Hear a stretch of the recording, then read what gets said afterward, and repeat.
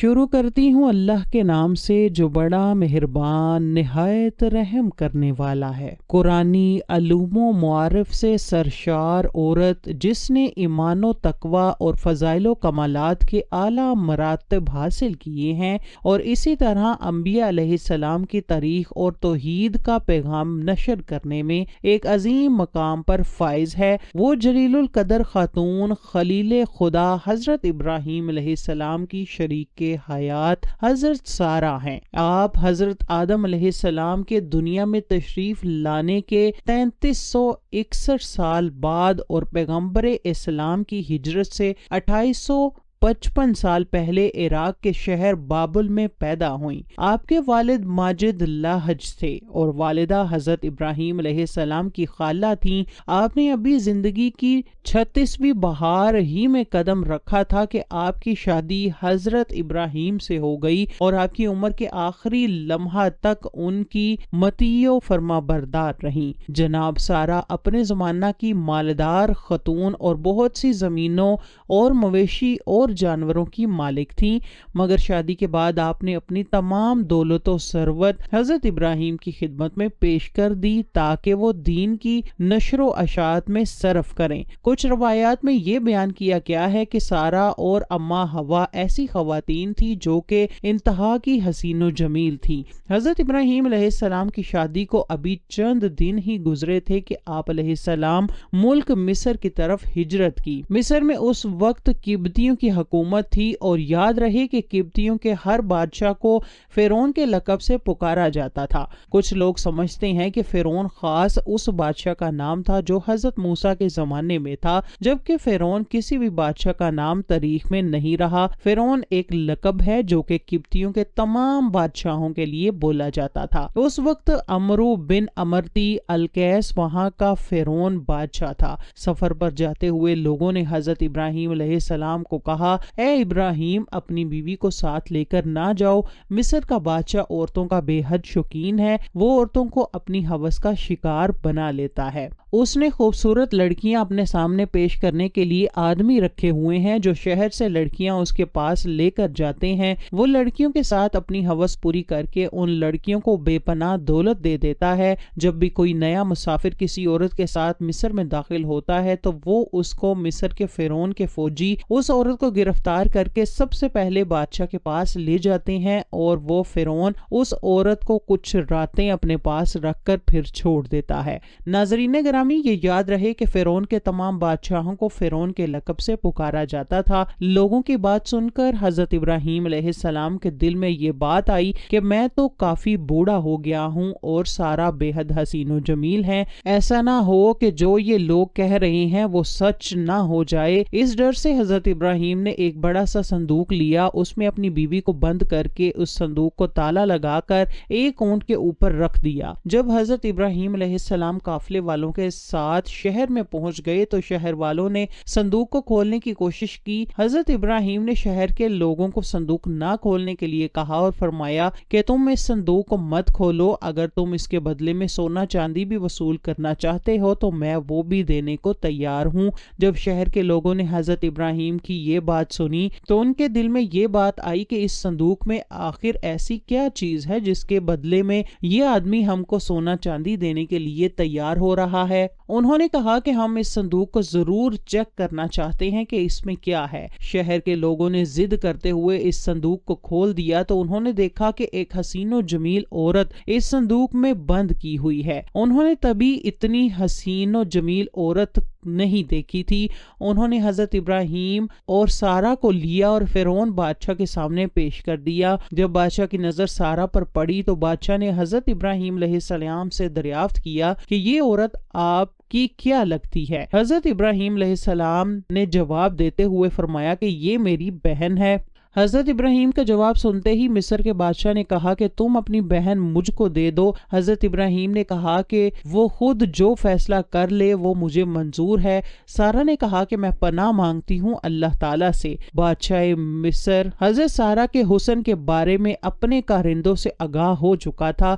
اس کی نیت جو پہلے ہی خراب تھی وہ اب اس کا ارادہ اور زیادہ برا ہو گیا تھا۔ اب اس نے حکم دیا کہ اس لڑکی کو نہلا دہلا کر لباس فاخرہ پہنا بنا کر میری خلوت گاہ لے آؤ۔ ملعون کے حکم کی تعمیل کی گئی۔ جب حضرت سارہ کو تیار کر کے فرعون کی خلوت گاہ میں پہنچا دیا گیا تو آپ وہاں پر اللہ کے حضور عبادت میں مصروف ہو گئیں۔ صحیح بخاری کی حدیث میں یہ واقعہ تفصیل سے درج ہے۔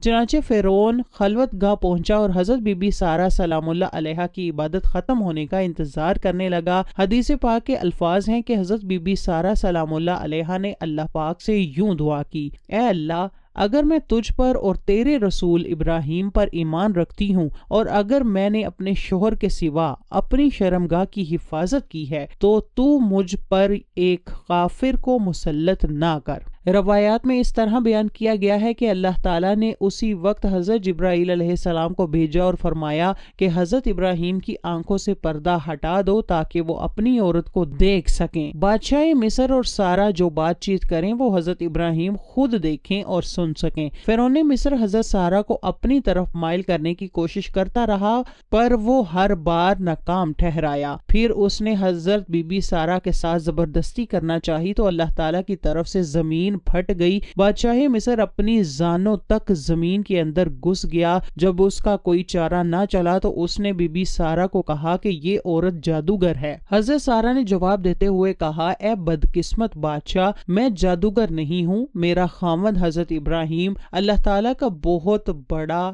اچھا دوست ہے، اللہ غفور الرحیم ہے، سب کچھ دیکھنے والا ہے، وہ ظاہر و پوشیدہ کو اچھے طریقے سے جان جاتا ہے۔ میرا خاوند اللہ تعالیٰ سے یہ دعا کر رہا ہے کہ تیری بری نیت میری طرف سے ٹل جائے۔ ہر بار اللہ تعالیٰ اپنے دوست کی دعا قبول کر رہا ہے۔ سارہ بی بی کی زبان سے یہ لفظ سن کر مصر کے بادشاہ نے توبہ کر لی تو اللہ تعالیٰ نے اس کو زمین سے باہر نکال لیا۔ جب وہ زمین سے باہر نکل آیا تو پھر اس کی نیت خراب ہو گئی تو اس نے حضرت سارہ کو بد نظر سے دیکھا تو اللہ تعالیٰ کے حکم سے اس کی نظر جاتی رہی۔ جب وہ آنکھوں سے نابینا ہو گیا تو اس نے سارہ سے کہا، اے بی بی سارہ، میرے لیے اللہ تعالیٰ سے دعا کرو کہ میں ہمیشہ کے لیے اس بدکاری سے بچ جاؤں۔ حضرت سارہ نے بادشاہ مصر کے لیے اللہ تعالیٰ سے دعا کی، اے اللہ، اس زانی شخص کو سیدھا رستہ دکھا دے۔ اللہ تعالیٰ نے حضرت بی بی سارہ کی دعا کو قبول کرتے ہوئے اس کی آنکھوں کی بینائی واپس لوٹا دی۔ جب اس کی آنکھیں ٹھیک ہو گئیں تو اس نے ایک بار پھر حضرت سارہ کی طرف بدکاری کرنے کی کوشش کی تو اس بار اس کا سارا جسم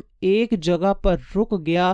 اس نے پھر حضرت بی بی سارہ سے دعا کی درخواست کی تو سارہ نے جواب دیتے ہوئے کہا، اے بدقسمت، تو اپنی حرکتوں سے باز نہیں آ رہا، یہ سب دعا میرا خاوند کر رہا ہے، اب اس کی مرضی ہے کہ وہ تیرے لیے دعا کرتا ہے یا نہیں کرتا۔ مصر کے بادشاہ نے حکم دیا کہ حضرت ابراہیم کو میرے سامنے لاؤ۔ حضرت ابراہیم کو مصر کے بادشاہ کے سامنے لایا گیا۔ ملعون نے حضرت ابراہیم کو کہا، اے ابراہیم، میرے لیے دعا کرو، میں بہت ہی بے شرم انسان ہوں، میں نے تیرے ساتھ بہت ہی برا کرنے کی کوشش کی ہے۔ حضرت ابراہیم نے فرمایا کہ یہ سب کچھ میرا خدا کر رہا ہے جو بڑا ہی رحیم اور کریم ہے۔ بادشاہ نے اپنی بیٹی حسین و جمیل سارہ کے سامنے پیش کر دی اور کہا، اے اللہ تعالیٰ کے نیک بندی، میں تم کو بی بی ہاجرہ شکرانے کے طور پر بطور ہدیہ پیش کرتا ہوں۔ جو گناہ مجھ سے ہوا ہے تو مجھے اللہ کے واسطے معاف کر دے۔ روایات میں ہے کہ حضرت ابراہیم علیہ السلام سارہ اور ہاجرہ کو ساتھ لے کر کنعان کی طرف تشریف لے گئے۔ حضرت سارہ راستے میں حضرت ابراہیم کو سب گزرا ہوا وقت بتانے لگیں تو حضرت ابراہیم نے فرمایا کہ اے سارہ، تم فکر نہ کرو، اللہ تعالیٰ نے میری آنکھوں سے پردہ غیب کو دور کر دیا تھا، میں آپ اور مصر کے بادشاہ کی ہر بات کو سن سکتا تھا اور آپ دونوں کو دیکھ رہا تھا، تم کو کسی بات کو بتانے کی ضرورت نہیں ہے۔ روایات میں ہے کہ اس کے بعد حضرت سارہ نے حضرت ہاجرہ کی شادی حضرت ابراہیم کے ساتھ کر دی۔ مصر سے آئے ہوئے 10 سال گزر گئے تھے کہ اللہ تعالیٰ نے سارہ اور حضرت ابراہیم کو ابھی تک اولاد کی نعمت سے مالا مال نہیں کیا تھا، یہاں تک کہ اللہ تعالیٰ نے حضرت ابراہیم کو اولاد عطا کرنے کا وعدہ بھی کیا ہوا تھا۔ سارہ نے حضرت ابراہیم کو کہا کہ اے ابراہیم، مجھ کو کوئی امید نظر نہیں آتی ہے کہ اللہ تعالیٰ مجھ کو اولاد دے گا۔ روایت میں ہے کہ حضرت ابراہیم کی ہاجرہ کے ساتھ شادی کے 1 سال بعد ہی اللہ تعالیٰ نے حضرت ہاجرہ کے بطن سے حضرت اسماعیل کو پیدا کیا۔ جب حضرت ابراہیم علیہ السلام کی عمر 100 سال اور حضرت سارہ کی عمر 90 سال کو پہنچی تو اللہ تعالیٰ نے حضرت سارہ کو بھی ایک بیٹے کی نعمت سے نواز دیا تھا جس کا نام اسحاق علیہ السلام رکھا تھا، جس کا ذکر قرآن پاک میں اس طرح سے بیان کیا گیا ہے: ہم نے سارہ کو اسحاق کی اور اس کے بعد یعقوب کی خوشخبری دی۔ سارہ نے کہا: او میرے خدا، میرے گھر بچہ ہوگا، میں اور میرا شوہر تو بوڑھے ہو چکے ہیں، یہ تو بڑی ہی عجیب بات ہے۔ انہوں نے کہا کہ تم اللہ کی قدرت کو تعجب کرتی ہو، اے اہل بیت، تم پر اس کی برکتیں اور رحمتیں ہیں۔ روایات میں ہے کہ جب حضرت اسحاق کی ولادت ہوئی تو حضرت اسماعیل علیہ السلام کی عمر تقریباً 13 یا 14 سال کی ہو گئی۔ کچھ روایات میں حضرت ابراہیم علیہ السلام کی ان شادیوں کے علاوہ 2 اور شادیوں کا ذکر بھی کیا جاتا ہے۔ حضرت ابراہیم کی 4 بیویاں تھیں۔ روایات میں یہ ہے کہ حضرت سارہ کا جب وصال ہو گیا تو حضرت ابراہیم نے تیسری شادی کر لی تھی۔ تیسری بیوی کا نام کنتورہ تھا۔